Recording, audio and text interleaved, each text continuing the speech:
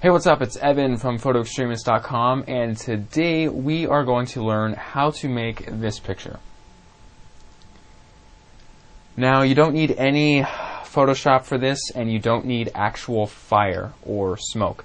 What we're going to be using is a mag light with a string attached to it. If you look here, we can see the setup. We've got my camera on a tripod. Now the Apple is on this white board. This is a little tiny bit reflective material, but it's just a regular foam board that you can get at any office supply store. And of course, behind the white board we have a black blanket for the background, because I wanted the background totally black, and so I'm just using this right now. And now the camera settings, we're in manual mode. That's the best option for this type of thing.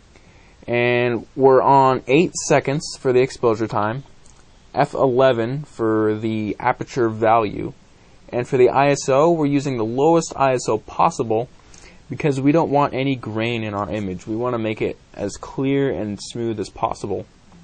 And now the white balance is set to incandescent. That's also known as tungsten, and that is the same type of light that is being used in this light bulb right here. So that's why I set it on tungsten. And now what we're going to be doing here is we're going to be taking a long picture. Like I said, it was an 8-second exposure. So the picture is going to be taking place for 8 whole seconds. Now during that 8 seconds, I'm going to be moving this flashlight and the string just sort of around the apple like that. Now after a few times of just doing this, just moving the string around with the light on top of it, the exposure is going to come out so it looks like there's smoke coming above whatever object you're photographing. Alright, so here we are in the darkness getting ready to take the final picture. Now you may be wondering, what type of beam should you have? Should you want it on the wide angle beam, or should you smoothen it down into a single point?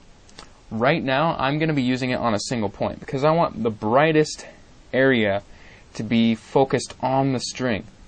If I made the beam wide, like this, it dulls down the entire thing and it takes away the effect from the string. So I'm just going to point it in a single point, just like that. Alright, here we go. We're going to take the picture. Click, the camera went on. Now we're just moving the string around the apple on top of it, and it'll form around the apple.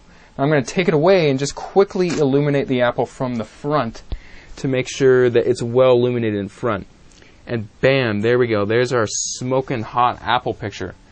Now you can do this with other objects. You can do it with your hand if you wanted to, which is pretty awesome because usually you don't see hands just smoking on fire. That's probably the most interesting object I can think of, but you can do it on any sort of object that you want to.